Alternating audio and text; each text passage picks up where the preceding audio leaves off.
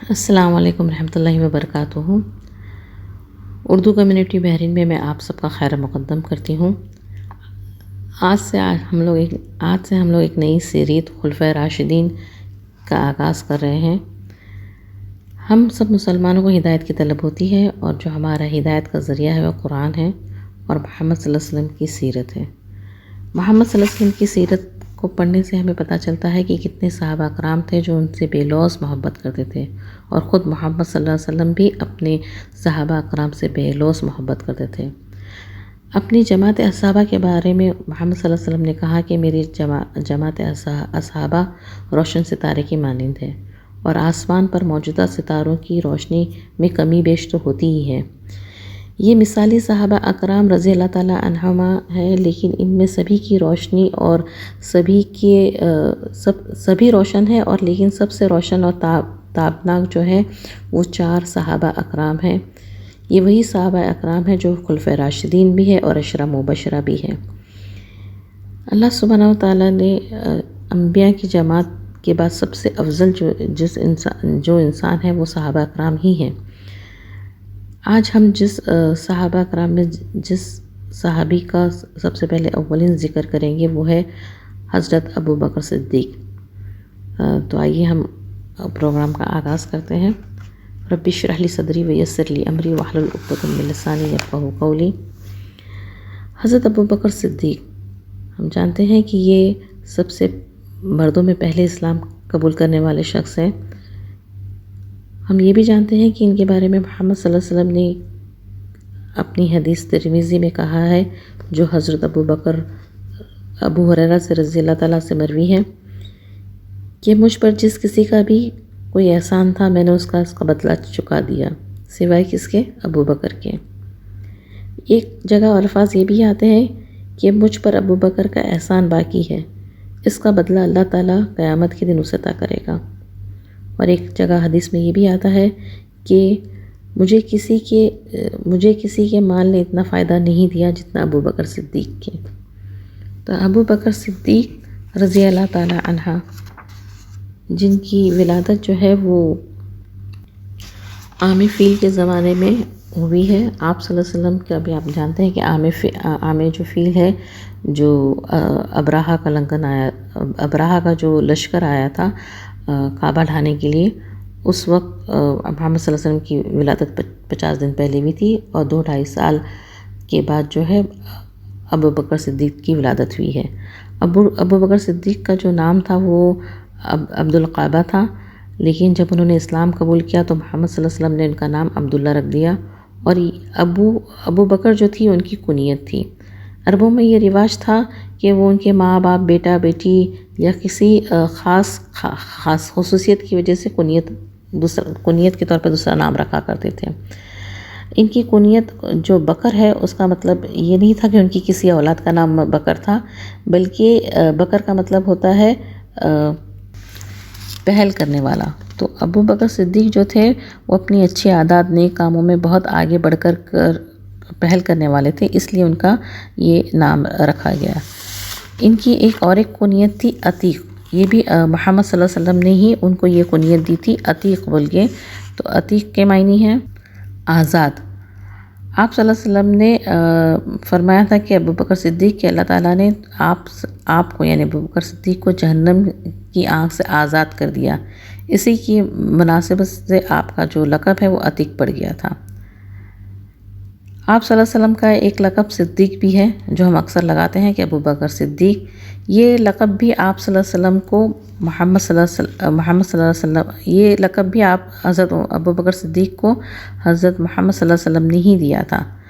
یہ لقب آپ کو آپ کی تصدیق کی بکثرت محمد صلی اللہ علیہ وسلم کی جو تصدیق تھی اس کی وجہ سے دیا تھا۔ حضرت عائشہ فرماتی ہے کہ جب رسول صلی اللہ علیہ وسلم کو معراج کی شب میں مسجد اقصیٰ کی سیر کرائی گئی تو صبح آپ صلی اللہ علیہ وسلم نے یہ واقعہ سب لوگوں سے بیان فرمایا۔ اہل مکہ نے جب یہ بات سنی تو بھاگتے بھاگتے ابو بکر صدیق کے پاس پہنچے اور کہنے لگے کہ اپنے ساتھی کی کچھ خبر لیجئے، اس کا خیال ہے کہ اس نے راتوں ہی رات بیت المقدس کی سیر کرائی ہے۔ یہ ابو بکر پوچھتے ہیں کہ واقعی محمد صلی اللہ علیہ وسلم نے ایسا فرمایا؟ لوگوں نے کہا کہ ہاں، آپ صلی اللہ علیہ وسلم نے ایسے ہی فرمایا۔ اس پر ابو بکر صدیق فوراً کہتے ہیں کہ اگر آپ نے فرمایا تو بالکل سچ ہی فرمایا ہوگا۔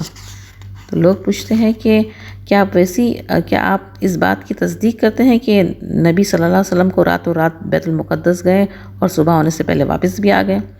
حضرت ابو بکر اس پر کہتے ہیں کہ میں تو اس بات کی بھی تصدیق کرنے میں کوئی عار نہیں کرتا، بلکہ میں تو اس سے بھی بڑھ کر اس بات پر ایمان لے کر آیا ہوں کہ آپ پر صبح و شام آسمان سے خبریں آتی ہیں، یعنی فرشتے آتے ہیں۔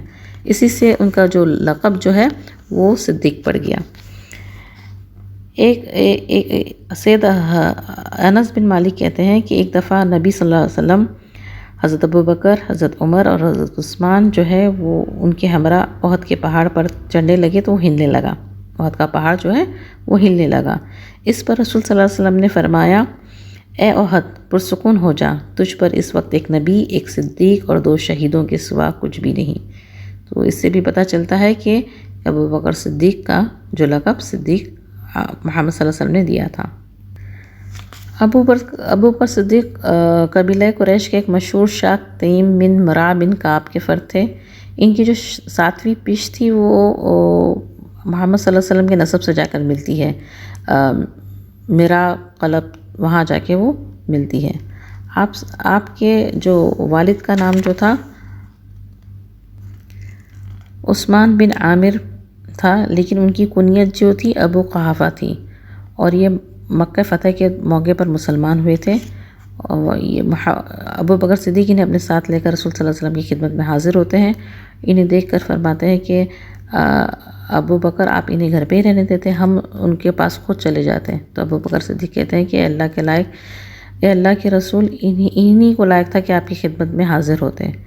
اور پھر وہ چاہتے ہیں کہ ان کے والد مسلمان ہو جائیں، تو محمد صلی اللہ علیہ وسلم ان کے سینے پر ہاتھ رکھ کر کہتے ہیں کہ کلمہ پڑھو، اور وہ پھر کلمہ پڑھ لیتے ہیں۔ ان کی جو والدہ تھی ان کا نام تھا سلمہ بنت صخرہ، ان کی کنیت ام الخیر تھی، اور انہوں نے آغاز اسلام میں ہی یعنی ہجرت، مدینہ کی ہجرت سے پہلے ہی انہوں نے جو ہے وہ اسلام قبول کر لیا تھا۔ اور ابو بکر صدیق کے 2 بھائی بھی تھے جو بچپن میں ہی فوت ہو گئے، اور 2 بہنیں تھیں جنہوں نے اسلام قبول کیا۔ جب ابو بکر صدیق پیدا ہوئے تو ہر طرف شرک تھا، اور وہاں پر جو شرک کی تاریخ تھی وہ بہت شرک تھا، اور لوگ جو ہے پتھر لکڑیوں کی بتوں کی پوجا کیا کرتے تھے۔ حضرت ابو بکر صدیق نے بچپن ہی سے اپنے اطراف میں لوگوں کو بتوں کی پوجا کرتے ہوئے دیکھا تھا، لیکن وہ بہت ذہین اور فطین تھے اور بہت نیک تھے۔ ہوش سنبھالا تو انہوں نے اپنے ماں باپ کو بھی یہی کام کرتے ہوئے دیکھا۔ ایک مرتبہ وہ کہتے ہیں کہ میرے والد جو ہے وہ مجھے بت کے پاس لے جاتے ہیں اور کہتے ہیں کہ یہ عظمت و رفعت کے مالک تمہارے معبود ہیں، اور پھر اس کمرے میں چھوڑ کر انہیں چلے جاتے ہیں۔ حضرت ابو بکر صدیق کہتے ہیں کہ میں ایک بت کے قریب گیا اور کہنے لگا اس بت سے کہ میں بھوکا ہوں، مجھے کھانا کھلاؤ، مجھے ستر پوشی کے لیے کپڑے دو، تو وہاں سے کوئی جواب نہیں آتا۔ پھر وہ کہتے ہیں کہ میں نے ایک پتھر مارا بت کو، جس کی وجہ سے وہ گر پڑا۔ اس کے بعد میں کبھی بھی بت قدے میں نہیں گیا۔ اس وقت عرب میں پڑھنے لکھنے کا رواج نہ تھا، لیکن ابو بکر صدیق جو تھے وہ پڑھنا لکھنا جانتے تھے، اور لڑنے کا طریقہ، ہتھیار کا استعمال اور تجارت کا گر تو وہ اپنے والد کی وراثت میں ہی ان کو ملا تھا۔ انہوں نے اپنی زندگی میں کبھی بھی نشہ بھی نہیں کیا، نہ نشے کے قریب گئے، جبکہ ابھی اسلام میں نشے کی حرمت کا بیان بھی نہیں ہوا تھا۔ ایک دفعہ وہ کہتے ہیں کہ میں جب زمانے جاہلیت میں ایک شخص کو دیکھا جو شراب کے نشے میں دھت پڑا ہوا تھا اور وہ گندگی میں ہاتھ مار رہا تھا۔ ابو بکر صدیق کہتے ہیں کہ مجھے اس کو دیکھ کر کراہیت آئی اور بدبو کی وجہ سے میں نے اس سے منہ پھیر لیا۔ پھر میں نے کبھی بھی شراب خانے میں انہوں نے پھر اپنے آپ سے خود سے کہا کہ شراب خانہ خراب نے اسے اس حال تک پہنچا دیا تو میں کبھی بھی اس کے قریب نہ پٹکوں گا۔ تو انہوں نے کبھی بھی اپنی زندگی میں نہ شراب پی، نہ بتوں کی پوجا کی۔ زمانے جاہلیت میں بھی یہ بہت پاکیزہ سیرت کے حامل تھے، اور انہوں نے ان چیزوں کو اپنے اوپر حرام کر رکھا تھا۔ جو یہ جوان ہوتے گئے ان کی خوبیاں اور بھی نکھرتی گئی۔ 18ویں سال میں وہ یمن، شام، عراق کی طرف تجارت کرنے لگے اور بہت ہی جلدی اپنی سچائی اور دیانتداری کی وجہ سے انہوں نے کپڑے کی تجارت میں اپنا نام پیدا کر لیا اور وہ بہت مشہور ہو گئے، بہت دولت مند بھی ہو گئے اور بہت رئیسوں میں ان کا جو ہے وہ شمار ہونے لگا۔ لیکن جب دولت مند ہوئے تو ساتھ ہی ساتھ وہ ان کے اندر سخاوت بھی آتی گئی، اتنے ہی نرم دل ہوتے گئے، لوگوں کی ہمدرد ہوتے گئے، بھوکوں کو کھانا کھلانے والے، بولتے ہیں ننگوں کو کپڑا پہنانے والے، اور یہ بیواؤں اور یتیموں کی مدد کرنے والے، کسی کو بھی مصیبت میں دیکھتے تو خود سے جا کے اس کی مدد کرتے، لوگوں کے ساتھ میں بہت محبت و شفقت کے ساتھ میں پیش آتے، وہ کبھی جھوٹ نہیں بولتے، اور اس زمانے میں جہاں بے شمار دوسری بڑی برائیاں پھیلی ہوئی تھی وہ ان سب سے دور رہتے تھے۔ انہیں عربی زبان میں بھی وہ بہت اچھے عالم تھے، کبھی کبھی شعر و شاعری بھی کہہ لیتے، لیکن جب انہوں نے اسلام قبول کیا تو انہوں نے شعر و شاعری چھوڑ دی۔ حضرت ابوبکر صدیق حسب و نسب اور تاریخ عرب کے بھی بہت بڑے عالم تھے۔ آپ میں ایک خوبی یہ بھی تھی کہ جب آپ کسی کا نسب بیان کرتے تو نسب بیان کرتے وقت کسی کا عیب ظاہر نہیں کرتے بلکہ اس کی پردہ پوشی کرتے۔ حضرت عائشہ فرماتی ہیں کہ حضرت محمد صلی اللہ علیہ وسلم نے فرمایا کہ ابوبکر قریش کے انساب کا سب سے زیادہ علم رکھنے والے ہیں، تو اس سے بھی ان کی ذہانت کا پتہ چلتا ہے کہ خاندانوں تک فلاں بنت فلاں، فلاں بنت فلاں کا اتنا یاد رکھنا، ان سے ان کی ذہانت کا پتہ چلتا ہے۔ عرب کے دوسرے قبیلے میں بھی ان کی بہت عزت تھی، تجارت کے سلسلے میں وہ دوسرے شہروں میں دوسرے قبیلوں کے لوگوں میں میل جول تھا، اور وہ سب کے سب ان کے اخلاق کے بہت زیادہ متاثر تھے اور ان کی بہت عزت کیا کرتے تھے۔ یہی وہ زمانہ تھا جس میں آپ صلی اللہ علیہ وسلم اور ان کی دوستی ہوئی، اور ان کی دوستی روز بڑھتی چلی گئی، اور دونوں کے جو دل ہے ایک دوسرے کو بہت چاہنے لگے۔ انہوں نے کئی تجارتی سفر بھی ساتھ میں کیے، اور آپ صلی اللہ علیہ وسلم کے اخلاق اور ان کی مثالی خوبیوں کی وجہ سے حضرت ابوبکر صدیق ان سے اور قریب ہوتے چلے گئے۔ اسلام لانے سے پہلے ان کا روز کا یہ معمول تھا کہ وہ صبح و شام محمد صلی اللہ علیہ وسلم کے گھر آیا جایا کرتے تھے۔ آپ صلی اللہ علیہ وسلم حضرت ابوبکر صدیق کی عمر 38 سال تک رہی اور آپ صلی اللہ علیہ وسلم کی عمر 40 سال کی تھی کہ جب آپ صلی اللہ علیہ وسلم نے اپنے نبوت کا اعلان کر دیا۔ ہم جانتے ہیں کہ سب سے پہلے 4 نیک لوگوں نے اسلام قبول کیا، اس میں سے 3 آپ صلی اللہ علیہ وسلم کے خود گھر والے تھے، ایک حضرت صفیہ جو آپ صلی اللہ علیہ وسلم کی زوجہ تھی، دوسرا حضرت علی جو آپ کے چچا زاد بھائی تھے اور آپ ہی کے ساتھ میں رہتے تھے، اور تیسرا زید بن حارث جو آپ صلی اللہ علیہ وسلم کے غلام تھے۔ گھر کے باہر کے لوگوں میں سب سے پہلے ابوبکر صدیق نے اسلام قبول کیا، اور مردوں میں بھی سب سے پہلا انہوں نے ہی اسلام قبول کیا۔ اسلام لاتے ہی انہوں نے فوراً کہہ دیا کہ اب میری ہر چیز کا مالک اللہ اور اس کا رسول ہے، مال اور اسباب کیا چیز، میں ان پر اپنے جان اور اولاد بھی قربان کر سکتا ہوں۔ نبوت کا اعلان کرنے کے بعد شروع کے 3 سال آپ صلی اللہ علیہ وسلم نے صرف ان سمجھدار لوگوں کو اسلام کی طرف بلایا جس سے اس بات کی امید کی جا سکتی تھی کہ وہ جھگڑا نہیں کریں گے اور اللہ کا سچا دین قبول کریں گے۔ اس کام میں ابوبکر صدیق نے آپ صلی اللہ علیہ وسلم کا پورا ساتھ دیا۔ حضرت عثمان، حضرت طلحہ، حضرت زبیر، حضرت ربیعہ بن ابی وقاص اور حضرت عبد الرحمن بن عوف جو اونچے اور پڑھے لکھے رتبے کے لوگ تھے، ابوبکر صدیق کی تبلیغ کی وجہ سے ہی ایمان لے کر آئے۔ ان 3 سالوں میں تقریباً 150 مردوں و عورتوں نے اسلام قبول کیا۔ یہ کام چپکے کیا جا رہا تھا، اور اس زمانے میں نمازیں بھی چپکے پڑھی جا رہی تھیں۔ ایک بار مشرکوں نے مسلمانوں کو نماز پڑھتے ہوئے دیکھ لیا اور ان پر چلانے لگے کہ تم اپنے باپ دادا کا دین چھوڑ چکے ہو، اور برا بھلا کہنے لگے۔ آپ صلی اللہ علیہ وسلم کو اس کی خبر ہوئی تو آپ صلی اللہ علیہ وسلم نے اپنے ایک صحابی ارقم بن ابی ارقم کے مکان میں مسلمانوں کو جمع کیا اور وہاں نماز پڑھنے کی جگہ بنا دی۔ یہ مکان جو تھا صفا پہاڑی کے قریب میں تھا اور بہت محفوظ تھا۔ نبوت کے 4 سال اللہ کے حکم سے آپ صلی اللہ علیہ وسلم نے کھلم کھلا اسلام کی تبلیغ شروع کر دی۔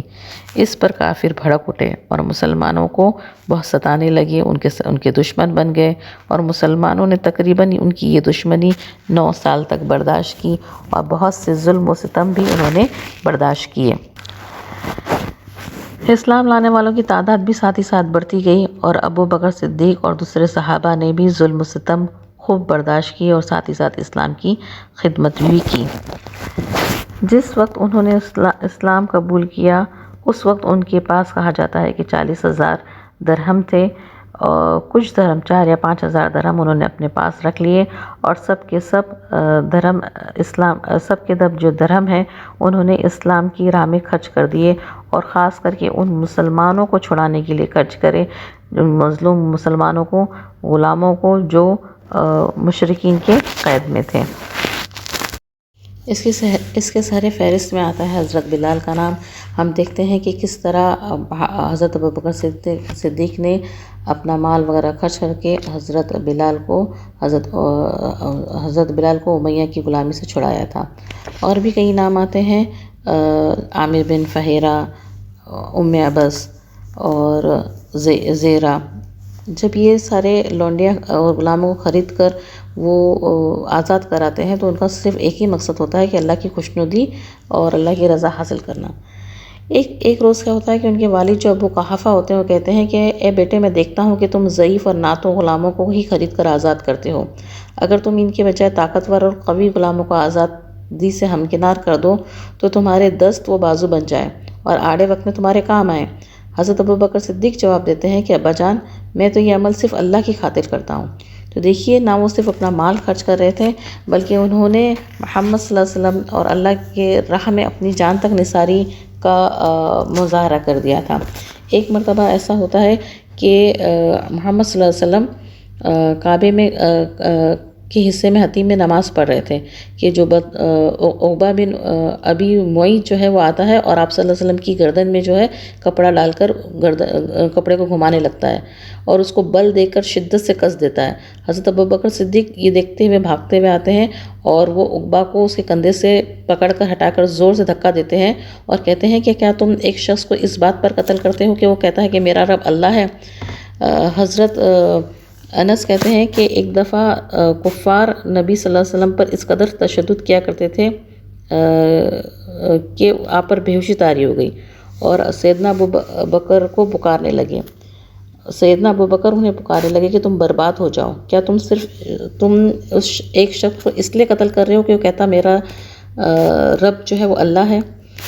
سیدہ اسماء کی روایت میں ہے کہ ایک دفعہ ابوبکر کو کسی نے چلا کر کہا کہ اپنے ساتھی کو بچاؤ، چنانچہ آپ ہمارے پاس سے اٹھ کر یعنی حضرت اسماء کے پاس سے اٹھ کر بھاگے اور چل دیے۔ اس وقت اپنے بالوں کی 4 مینڈیاں کی ہوئی تھی، یعنی 4 بالیں بنائی ہوئی تھی، اور وہ پکارتے ہوئے جا کر کہہ رہے تھے کہ تمہارا ستیاناش، کیا تم ایسے آدمی کو قتل کرنا چاہتے ہو جو کہتا ہے میرا رب اللہ ہے؟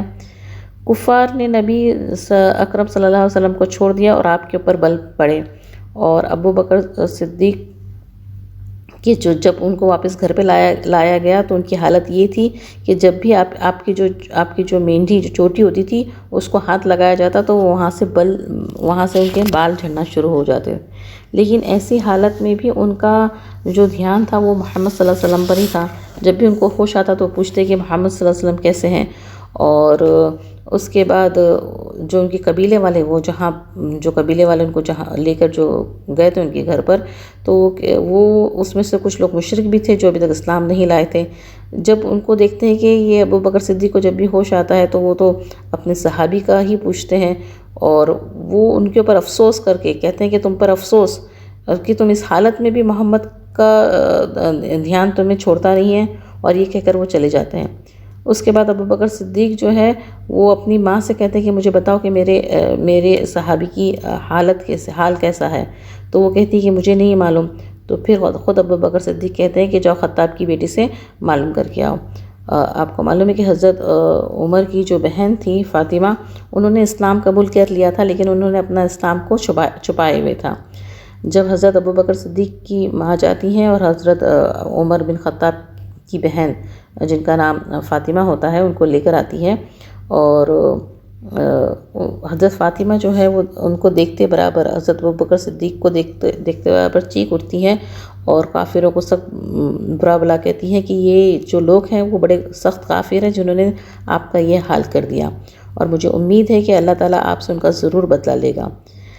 ابوبکر صدیق کو اپنی بالکل بھی پرواہ نہیں ہوتی ہے، وہ کہتے ہیں کہ بتائیے کہ میرے ساتھی کا کیا حال ہے، آپ صلی اللہ علیہ وسلم کا کیا حال ہے؟ اس پر وہ جواب دیتی ہے کہ آپ کی والدہ سن رہی ہیں، کیونکہ اس وقت تک ان کی جو والدہ ہوتی ہے وہ اسلام قبول نہیں کی ہوتی۔ تو حضرت ابوبکر صدیق کہتے ہیں کہ آپ ان کو سکون سے رہنے دیں، مجھے آپ صلی اللہ علیہ وسلم کے بارے میں بتائیں۔ پھر وہ بتاتی ہے کہ آپ صلی اللہ علیہ وسلم جو ہے ابھی ارقم کے گھر میں وہاں پر محفوظ ہیں۔ تو دیکھیے ایسی حال میں بھی جہاں پر انسان کی جان کے لالے پڑے ہیں، وہاں ویسی حالت میں بھی ابوبکر صدیق کو صرف اگر خیال ہوتا ہے تو کس کا؟ محمد صلی اللہ علیہ وسلم کا۔ ایسی اور بھی کئی واقعات ہیں جس میں کافروں کا جو ظلم ہے وہ بڑھتا چلا جاتا ہے، اور بڑھتے بڑھتے ایسا بڑھ جاتا ہے کہ آپ صلی اللہ علیہ وسلم مسلمانوں کو ہجرت کا حکم دیتے ہیں۔ کچھ مسلمان ہجرت کر دیتے ہیں، اور ان کے ساتھ ابوبکر صدیق بھی اپنا ملک، اپنا وطن چھوڑ کر ہجرت کرنے پر مجبور ہو جاتے ہیں۔ جب راستے میں جاتے ہیں تو قبیلہ استعارہ کے سردار ربیہ بن رفیع ان کو ملتے ہیں، اور وہ اپنی امان میں جو ہے حضرت ابوبکر صدیق کو مکہ واپس لاتے ہیں۔ وہ ابوبکر صدیق کی بہت پسند کرتے ہیں، ان کی بہت عزت کرتے ہیں، اور اس لیے وہ وہاں پر مکے میں واپس لے کر آ کے ان کی اپنی امان کا جو ہے وہ اعلان کر دیتے ہیں۔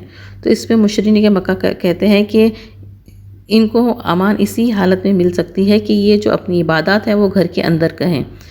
ابوبکر صدیق اس پر راضی ہو جاتے ہیں۔ ہو جاتے ہیں کہ وہ اپنی عبادات، نماز، قرات کا جو اعلانیہ اظہار نہیں کریں گے اور اندر رہیں گے۔ ابوبکر صدیق اپنے صحن کو اپنی جو ہے وہ جائے عبادت بنا لیتے ہیں، اور وہاں پر قرآن کی قرات پڑھتے ہیں، اور قرآن کی قرات پڑھتے وقت، تلاوت کرتے وقت آپ کے اندر انتہائی رقت طاری ہو جاتی ہے، آپ کے ضبط کے بندھن ٹوٹ جاتے ہیں، آپ کی آنکھوں سے آنسوں کی لڑیاں جاری ہو جاتی ہے، آپ کی جو داڑھی ہے آپ کے آنسوں سے تر ہو جاتی ہے، اور جو مشرکین کی عورتیں، بچے اور لوگ جو ہیں وہ ان کی آواز سن کر، ان کی یہ قرآن کی تلاوت سن کر وہاں پر کھڑے ہو جاتے ہیں۔ اب سرداران قریش کو اس صورتحال سے بہت تشویش ہوتی ہے۔ ان کو لگتا ہے کہ اگر اسی طرح یہ کرتے رہے تو ہمارے گھر والے، ان کی جو عبادت ہے وہ اپنے گھر تک محدود نہیں ہوگی، بلکہ اس کا کیا ہوگا، اس کا اثر ہمارے گھر والوں پر پڑے گا۔ تو یہ ربیہ کو بلا کر کہتے ہیں کہ اگر وہ گھر میں رہ کر اپنے حدود میں رہ کر عبادت کرنا چاہے تو ہمیں کوئی اعتراض نہیں ہے، لیکن اگر یہ عہد و پیمان کا پاس نہ کریں گے تو ہم بھی انہیں امان نہیں دے سکتے۔ اس پر ربیہ جاتا ہے ابوبکر صدیق کے پاس اور کہتا ہے کہ میرے اور تمہارے درمیان جو عہد و پیمان تھا اس کا تمہیں بخوبی علم تھا، اپنے عہد کا پاس کرو اور میری امان کو ختم سمجھو۔ میں لوگوں کی باتیں نہیں سننا چاہتا کہ میں نے کسی شخص کو پناہ دی اور اس نے میرے عہد کو توڑ دیا۔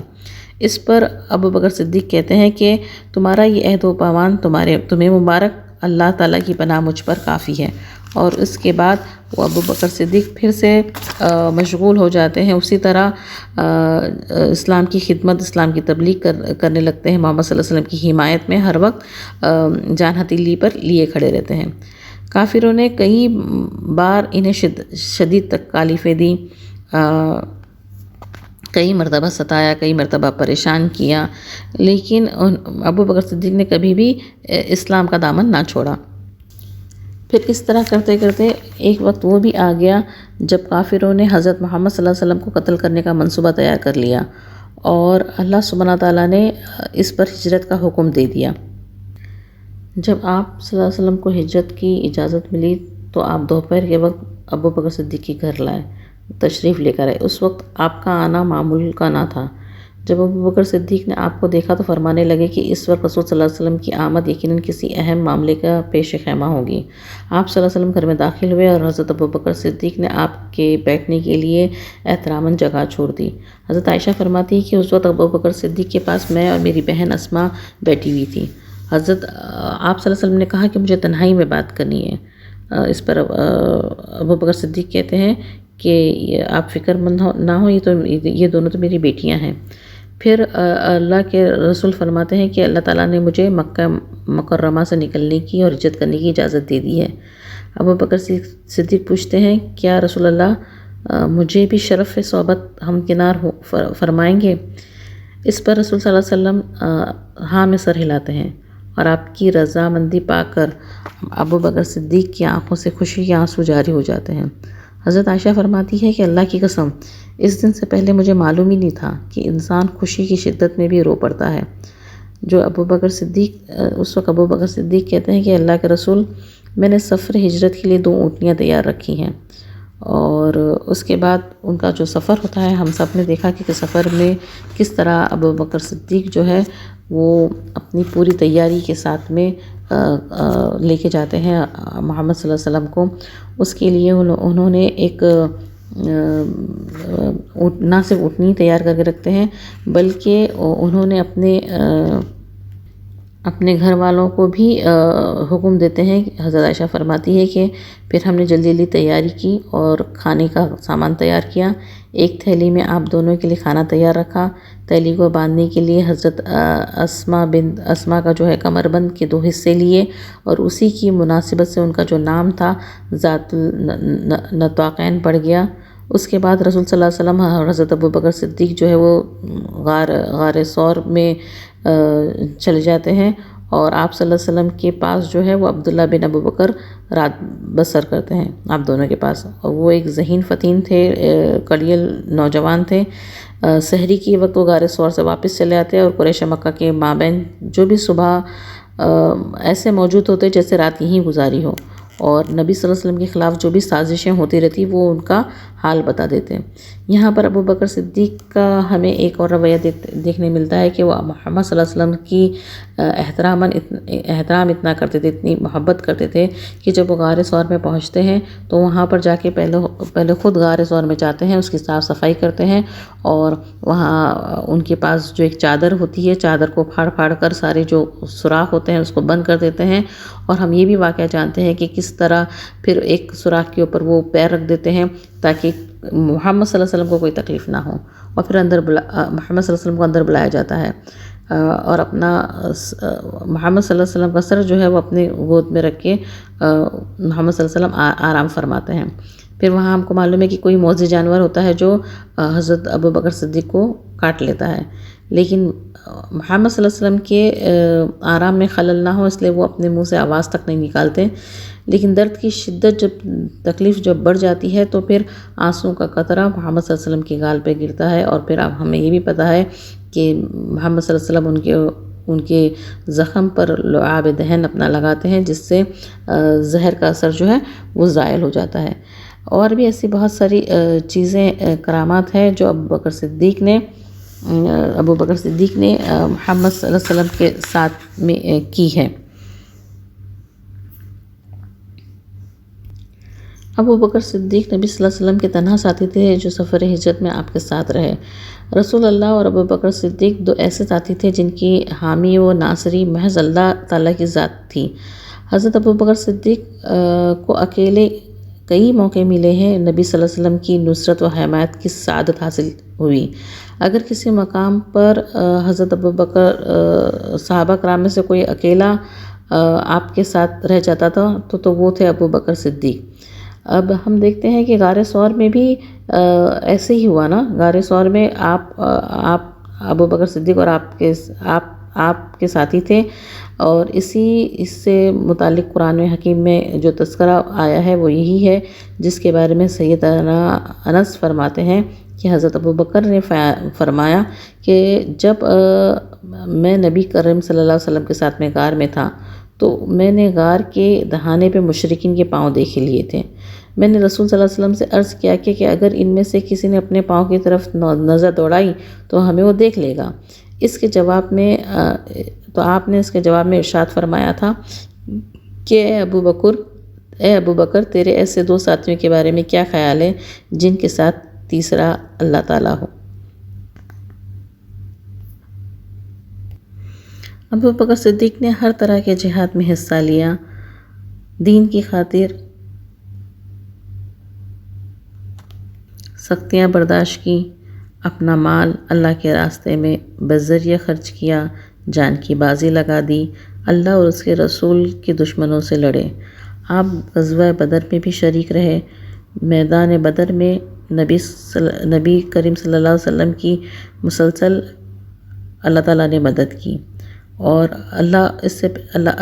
نبی صلی اللہ علیہ وسلم نے جنگ پہ جانے سے پہلے مسلسل دعائیں بھی مانگی، یہاں اتنی دعا مانگی کہ حتیٰ کہ آپ کی چادر مبارک جو ہے وہ آپ کے شانے سے نیچے گر گئی۔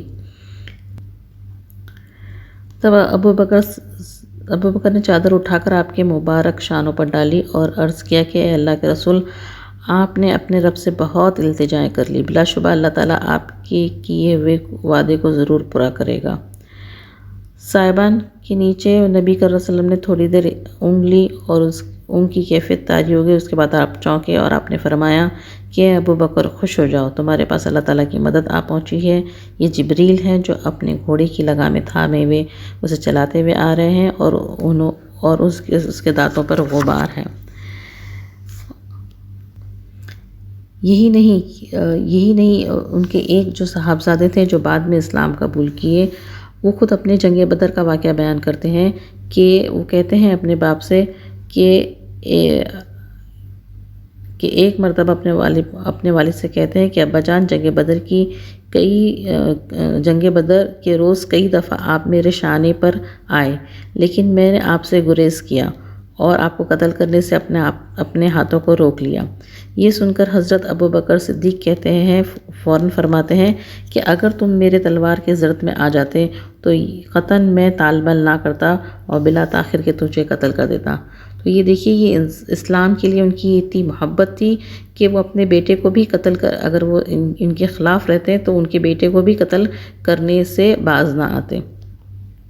اس کے بعد جنگ احد میں بھی جب مسلمانوں کے ایک دستے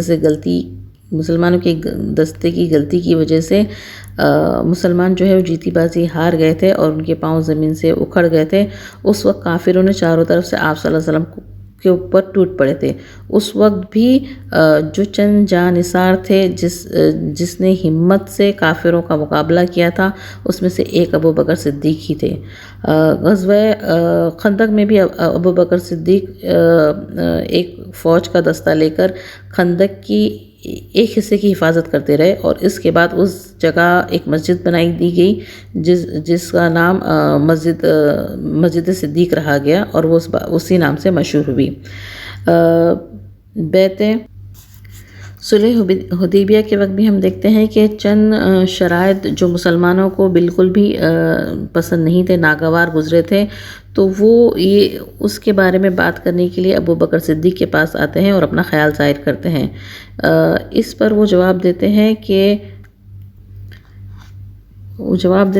رسول اللہ صلی اللہ علیہ وسلم کا دامن تھامے رکھو، تابع اور فرمانبردار بنے رہو، کیونکہ میں اس بات کی گواہی دیتا ہوں کہ یقیناً آپ اللہ تعالیٰ کے رسول ہیں، اور بلا شبہ آپ نے جو فیصلہ کیا ہے وہ بالکل برحق ہے۔ آپ اللہ تعالیٰ کے حکم سے کبھی بھی سرتابی نہیں کریں گے، نہ اللہ تعالیٰ آپ کو کسی صورت میں ضائع کرے گا۔ تو یہ یقین کہ جب بڑے سے بڑے صحابی جو ہے وہ گھبرا جاتے ہیں اور پوچھتے ہیں کہ کیا ہم مسلمان نہیں ہیں، کیا وہ اہل مکہ نہیں ہے، تو پھر ہمارے دین کے معاملے میں ہمیں کس بنا پر ہمیں رسوا کیا جا رہا ہے، ایسے وقت بھی جو ہے ابو بکر صدیق جو ہے وہ محمد صلی اللہ علیہ وسلم کا دامن پکڑے رہتے ہیں، اور لوگوں کو بھی یہی تلقین کرتے ہیں کہ تم بھی محمد صلی اللہ علیہ وسلم کا دامن پکڑے رہو۔ خیبر کے موقع پر بھی ہم دیکھتے ہیں کہ جب خیبر کا موقع ہو یا فتح مکہ کا موقع، ابو بکر صدیق نے کبھی بھی محمد صلی اللہ علیہ وسلم کا ساتھ نہیں چھوڑا۔ غزوہ حنین کے موقع پر بھی جب قبیلہ حزان نے تیر اندازی کی تو مسلمانوں کی جو صفیں ہیں وہ ٹوٹ گئی تھی، لیکن اس وقت بھی جو صحابہ اکرام قائم تھے اپنی جگہ پر، ان میں سے ایک ابو بکر صدیق بھی تھے۔ غزوہ طائف میں بھی ابو بکر صدیق کے بیٹے عبداللہ کو ایک تیر لگا، وہ زخمی ہو گئے۔ چند دنوں کے بعد ان کا زخم ٹھیک ہو گیا، لیکن پھر سے خراب ہو گیا، اور اس زخم کی وجہ سے وہ فوت ہو گئے۔ یعنی انہوں نے اپنی جان اور مال اور اپنے اولاد کی بھی قربانی دی۔ جنگ تبوک کی لڑائی کے موقع پر لشکر کی سواریوں کی اور بہت مال کی ضرورت تھی، تو آپ صلی اللہ علیہ وسلم نے تمام مسلمانوں سے فرمایا تھا کہ دل کھول کر مال اور سامان لے کر آئے۔ اس موقع پر غریب امیر ہر مسلمان نے مال، اونٹ، کھجور، غلہ، جو کچھ ان کے پاس تھا وہ سب آپ صلی اللہ علیہ وسلم کی خدمت میں حاضر کر دیا تھا اور ڈھیر لگا دیا تھا۔ ابو بکر صدیق کا آپ کو اس معاملے میں بھی پتہ ہے کہ وہ اپنے گھر کا تمام سامان لے کر آ گئے تھے، اور جب محمد صلی اللہ علیہ وسلم نے ان سے پوچھا کہ اپنے اہل و عیال کے لیے کیا چھوڑ کر آئے ہو، تو حضرت ابو بکر صدیق نے عرض کیا کہ میں ان کے لیے اللہ اور اس کے رسول کو چھوڑ کر آیا ہوں۔ اس وقت ہم جانتے ہیں، خود حضرت عمر بیان کرتے ہیں کہ میں ہمیشہ چاہتا تھا کہ حضرت ابو بکر صدیق سے سبقت لے کے جاؤں، اور اس موقع پر مجھے پورا لگا تھا کہ میں حضرت ابو بکر صدیق پر سبقت لے جاؤں گا۔ تو حضرت عمر بن خطاب کہتے ہیں کہ میں نے اپنا آدھا مال اللہ کے راستے میں صدقہ کیا، اور یہ گمان کیا کہ اس خیر کار سے میں سید ابو بکر صدیق سے کیا کروں گا، سبقت لے کے جاؤں گا۔ لیکن جب وہ دیکھتے ہیں کہ ان کا جواب جو سنتے ہیں کہ میں ان کے لیے اللہ اور اس کے رسول کو چھوڑ آیا ہوں، تب وہ اپنے آپ سے کہتے ہیں کہ میں کسی بھی کار خیر میں ابو بکر صدیق سے کبھی بھی سبقت لے کے نہیں لے کے جا سکتا۔ پھر ہم دیکھتے ہیں کہ ابو بکر صدیق کو جو بھی کام، جیسا بھی کام جب بھی دیا گیا، انہوں نے بہت ہی خوش اسلوبی سے اس کو انجام دیا ہے۔ تبوک کے وقت تبوک کا جو سپہ سالار آپ صلی اللہ علیہ وسلم نے ابو بکر کو بنایا تھا، اور جھنڈا بھی ان کے ہاتھ میں دیا تھا، اور تبوک سے واپسی کے بعد فوراً کچھ ہی دنوں کے بعد حج کا موقع آیا، اور حج کے دن قریب تھے، تو آپ صلی اللہ علیہ وسلم کے حکم پر لوگوں کے امیر بھی ابو بکر صدیق ہوئے اور لوگوں کو حج کروایا۔ حج کا جو ہجرت کا جو 10واں سال تھا، اس کے بعد آپ صلی اللہ علیہ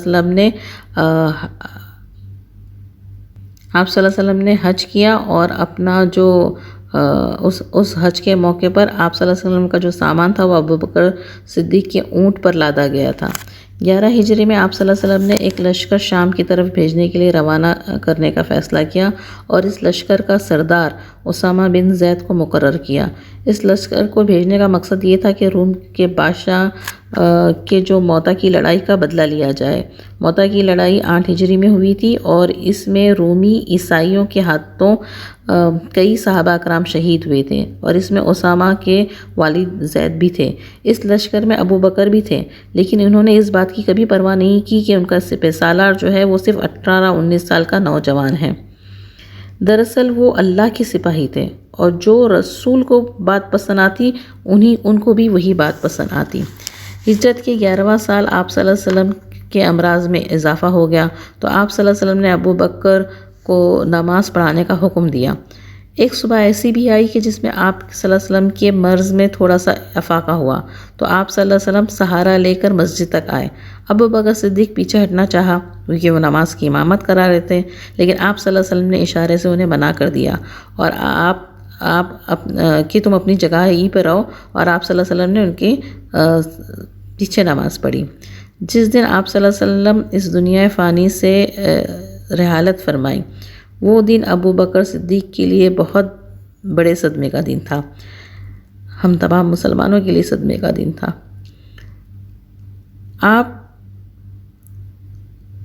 ابو بکر صدیق نے آپ کی پیشانی کو بوسہ دیا اور فرمایا، میرے ماں باپ آپ پر قربان، اللہ آپ پر 2 موتیں جمع نہیں کرے گا۔ جو موت اللہ نے آپ پر لکھ دی وہ آ چکی، اب آپ پر کبھی موت نہیں آئے گی۔ اس وقت صحابہ اکرام کی حالت بہت نازک تھی۔ سیدنا عمر رضی اللہ تعالیٰ ننگی تلوار لیے نظر آ رہے تھے، اور کہہ رہے تھے کہ جو شخص یہ کہے گا کہ اللہ کے رسول نے وفات پا لی ہے تو میں اسے جان سے مار ڈالوں گا۔ پھر اس وقت ابو بکر صدیق نے بہت تحمل سے برداشت سے کام لیا۔ پھر انہوں نے لوگوں کے سامنے تقریر کی کہ جان لو، جو شخص محمد کو پوچھتا تھا وہ جان لے کہ محمد صلی اللہ علیہ وسلم وفات پا گئے، اور جو اللہ کو پوچھتا تھا وہ سمجھ لے کہ اللہ تعالیٰ زندہ ہے اور وہ کبھی مرنے والا نہیں۔ اس کے بعد انہوں نے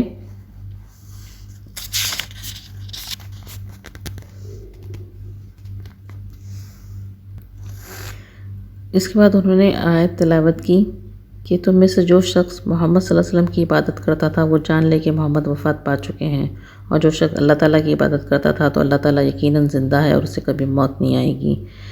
اور انہوں نے آیت تلاوت کی وما محمد الا رسول قد خلت من قبلہ الرسل فأی مات او قتل تقبلوا علی عاقبہ ومن ينقلب علی عاقبہ فلن یضر اللہ شیئا وسیجزی اللہ الشاکرین، کہ محمد صلی اللہ علیہ وسلم ایک رسول ہی تو ہیں، ان سے پہلے بہت سے رسول گزر چکے، اگر ان کا انتقال ہو جائے، یہ شہید ہو جائے تو کیا تم اسلام سے اپنی ایڑیوں کے بل پھر جاؤ گے؟ اور جو کوئی اپنی ایڑیوں کے بل پھر جائے تو وہ اللہ کا کچھ بھی بگاڑ نہ سکے گا، اور اللہ کا شکر ادا کرنے والوں کو اچھی طرح جزا دے گا۔ یہ سن کر لوگوں کی اس قدر ہچکیاں بن گئی کہ روتے روتے یہ سن کر لوگ اس قدر روئے کہ روتے روتے ان کی ہچکیاں بن گئی۔ حضرت عمر فرماتے ہیں کہ جو میں ابو بکر صدیق کو اس آیت کی تلاوت کرتے سنا تو میرے قدموں میں میرا بوجھ سہنے کی طاقت ہی نہ رہی، میں زمین پر گر پڑا اور مجھے یقین ہو گیا کہ رسول صلی اللہ علیہ وسلم سچ میں وفات پا چکے۔ اس کے بعد حضرت ابو بکر صدیق کو متفقہ طور پر خلیفہ بنایا گیا۔ خلیفہ بننے کے بعد خطبے میں انہوں نے کچھ یوں اس طرح کہا: لوگوں، میں نے اللہ کی قسم، میں نے کبھی بھی امیر بننے کی خواہش نہیں کی۔ تم نے ایسا بوجھ مجھ پر ڈالا ہے جس کے اٹھانے کی طاقت مجھے اپنے اندر نہیں پاتا، اور اللہ کی مدد کے بغیر اس کو میں سنبھال نہیں سکتا۔ میں خود کو تم سے بہتر نہیں سمجھتا۔ اگر میں درست کام کروں تو میری مدد کرنا، اگر مجھ سے غلطی ہو جائے تو میری اصلاح کرنا۔ سچ امانت ہے اور جھوٹ خیانت۔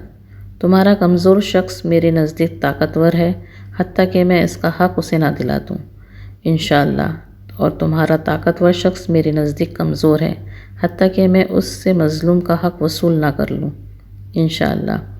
جب کوئی قوم جہاد فی سبیل اللہ سے منہ موڑ لیتی ہے تو اللہ تعالیٰ اسے ذلیل کر دیتا ہے۔ اس قوم میں بے حیائی عام ہو جائے، اللہ تعالیٰ ان پر عمومی عذاب نازل کر دیتا ہے۔ میری اطاعت اس وقت تک کرنا جب تک میں اللہ اور اس کے رسول کی اطاعت کرتا رہوں۔ جب میں اللہ اور اس کے رسول کی نافرمانی کرنے لگوں تو تم پر میری اطاعت ضروری نہیں۔ اٹھو، نماز ادا کرو، اللہ تم پر رحم کرے۔ خلیفہ بننے کے بعد جو سب سے پہلا حکم آپ نے جاری کیا وہ اس لشکر کو روانہ کرنا تھا جو اسامہ بن کا تھا۔ مجاہدین فوراً جمع ہونے لگے۔ اسی اثنا میں خبریں آنے لگی کہ بہت سے عرب قبیلوں نے زکوٰۃ ادا کرنے سے انکار کر دیا۔ یہ لوگ ابھی تھوڑے عرصے پہلے ہی مسلمان ہوئے تھے۔ بعض لوگوں نے نبوت کا دعویٰ بھی کر لیا اور لوگوں کو بیوقوف بنانے کا بھی۔ لوگ ان کے ارد گرد جمع ہونے لگے، اور یہ سارے حالات دیکھ کر بعض صحابہ نے حضرت اسامہ کے لشکر کو بھیجنے کے لیے تیار نہ ہوئے۔ ان کا کہنا تھا کہ بہتر یہ ہے کہ جب دشمن مدینے پر حملہ کرے گا تو مدینے کی حفاظت کرنے کے لیے کوئی ہو۔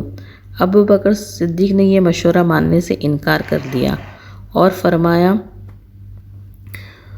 اس ذات کی قسم جس کے ہاتھ میں ابو بکر کی جان ہے، اگر مجھے یقین ہو جائے کہ مجھے درندے اٹھا لے جائیں گے تو پھر بھی میں اسامہ کا لشکر ضرور روانہ کروں گا، جیسے کہ رسول صلی اللہ علیہ وسلم نے اس کی روانگی کا حکم دیا تھا، اور اگر میں مدینہ منورہ میں اکیلا مرد رہ جاؤں تو بھی میں اس لشکر کو روانہ کر کے رہوں گا۔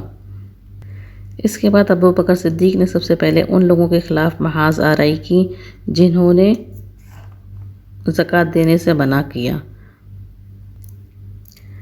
حضرت ابو بکر صدیق نے کہا کہ اللہ کی قسم، اگر انہوں نے اونٹ کو باندھنے والی وہ رسی ادا کرنے سے بھی انکار کیا جو رسول صلی اللہ علیہ وسلم کو ادا کرتے تھے تو میں اس کی وصولی کے لیے بھی جنگ کروں گا۔ دیکھیے، ہم دیکھ رہے ہیں کہ جب ابو بکر صدیق جو خلیفہ بن جاتے ہیں اس کے بعد ان کو کتنے سارے حالات کا سامنا کرنا پڑتا تھا، اور اس سے پہلے جو بہت نرم طبیعت کے تھے، اللہ تعالیٰ نے ان کا دل کس طرح سے جمع کر دیا تھا۔ اس کے بعد انہوں نے خالد بن ولید اور دوسرے صحابیوں کے لشکر کو ان جھوٹے نبیوں کی طرف روانہ کیا، اور اس میں سب سے بڑا مسئلہ تھا مسلمہ قذاب کا، جو سب سے بڑا جھوٹا نبی کا دعویٰ کر رہا تھا۔ تو خالد بن ولید نے اسے شکست دی، اس سے لڑائی کی، اور اسی لڑائی کو یمامہ کی جنگ کہا جاتا ہے۔ اس میں مسلمہ جو قذاب تھا وہ مارا گیا، اور اس کے ساتھ ہی 10,000 مرتد کو مار دیا گیا۔ لیکن اس کے ساتھ ہی مسلمانوں کے 1,000 جو سپاہی تھے وہ بھی شہید ہوئے، اور اس طریقے سے جو مرتدوں کی جو تھی کمر وہ ٹوٹ گئی، اور جو ملک میں ہے وہ امن قائم ہو گیا۔ یہ سب ابوبکر صدیق کے غیر معمولی ایمانی طاقت کی اور ہمت کی اور شجاعت کی وجہ سے ہوا۔ پھر اس کے بعد آپ نے جو کام کیا وہ قرآن کو ایک جگہ جمع کرنے کا کام کروایا، کیونکہ قرآن مجید اس وقت اس وقت مختلف جگہوں پر تھا، اور یمامہ کی جنگ میں جو ہے کئی قرآن حافظ جو تھے وہ شہید ہو چکے تھے۔ تو اس کی ضرورت محسوس ہوئی کہ قرآن کو اب ایک جگہ جمع کر لینا چاہیے۔ اور پھر اس کے بعد یہ کام کرنے کے بعد ابوبکر صدیق جو ہے وہ پھر روم اور ایران کی طرف متوجہ ہو گئے۔ اس وقت یہ جو دونوں بڑی قوتیں تھیں، روم اور ایران، جو بڑی سلطنتیں تھیں، روم والے جو عیسائی تھے اور جو ایران والے تھے وہ مجوسی تھے، آگ کو پوجنے والے، اور یہ دونوں ہی اسلام کے دشمن تھے۔ آپ نے اپنی ہی زندگی میں آپ صلی اللہ علیہ وسلم نے اپنی ہی زندگی میں آس پاس کے ملکوں میں اسلام کے پیغامات پہنچائے تھے۔ ایران کے بادشاہ خسرو پرویز کے پاس آپ صلی اللہ علیہ وسلم نے خط بھیجا تھا، جس کو اس نے پھاڑ کر پھینک دیا تھا، اور یہ خبر سن کر آپ صلی اللہ علیہ وسلم نے فرمایا تھا کہ اللہ اس کے ملک کے ٹکڑے ٹکڑے کر دے گا۔ پھر خسرو پرویز کے بیٹے نے ہی اسے قتل کر ڈالا۔ اس کے بعد ایران میں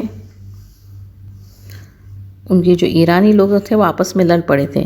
ایسے میں ابوبکر صدیق نے خلیفہ بن گئے، انہی حالات میں ابوبکر صدیق خلیفہ بن گئے، تو انہوں نے خالد بن ولید کو سپہ سالار بنا کر ایران کی طرف بھیجا۔ خالد بن ولید نے ایرانیوں سے تقریباً 15 سے 16 کے قریب لڑائیاں لڑیں، اور ان ساری لڑائیوں میں ایرانیوں کو شکست ہوئی، اور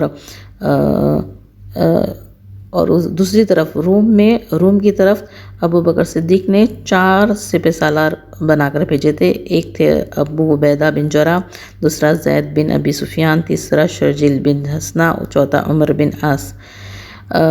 ان کا جو قافلہ تھا وہ تقریباً 27,000 کے قریب مجاہدین کو لے کر شام کی طرف حملہ آور کے لیے بھیجا گیا تھا، اور بعد میں ابوبکر صدیق نے خالد بن ولید کو بھی یہی حکم کیا کہ آپ ان لشکروں کی مدد کے لیے روم پہنچیں۔ ادھر لڑائیاں جاری ہوئی، اور ابوبکر صدیق ادھر بیمار ہوئے، اور اس بیماری میں پہلے ان کو بخار ہو گیا، اس کے بعد کمزوری ہو گئی، جس کی وجہ سے وہ مسجد میں بھی نہیں آ سک رہے تھے۔ تو انہوں نے حضرت عمر کو نمازیں پڑھانے کا حکم دیا کہ وہ آگے کی نمازیں پڑھائیں، اور اس کے بعد انہوں نے وصیت فرمائی کہ میرے بعد جو عمر ہوں گے وہ خلیفہ ہوں گے۔ آپ کو معلوم ہے کہ جو حضرت ابوبکر صدیق ہیں ان کو خلیفہ کہا جاتا ہے، اور اس کے بعد جتنے بھی جو تینوں بھی رشدہ خلفائے راشدین ہیں ان کو امیر المومنین کہا جاتا ہے۔ لوگوں نے کہا کہ حضرت عمر کی مزاج میں تو سختی ہے، تو حضرت ابوبکر صدیق کہتے ہیں کہ انشاءاللہ جب خلافت کا بوجھ ان کے اوپر پڑے گا تو ان میں نرمی آ جائیں گے۔ جب ان کا وقت قریب تھا تو انہوں نے ایک دن پوچھا کہ مجھے بیت المال سے مجھے کتنا وظیفہ اب تک ملا، تو بتایا گیا کہ فلاں اتنا وظیفہ آپ کو ملا ہے۔ تو انہوں نے اپنی ایک زمین بیچ کر بیت المال میں وہ رقم واپس کر دی، اور یہ بیت المال کی رقم بھی انہیں اس لوگوں کے مسلمانوں کے فیصلے کی وجہ سے ہی دی گئی تھی۔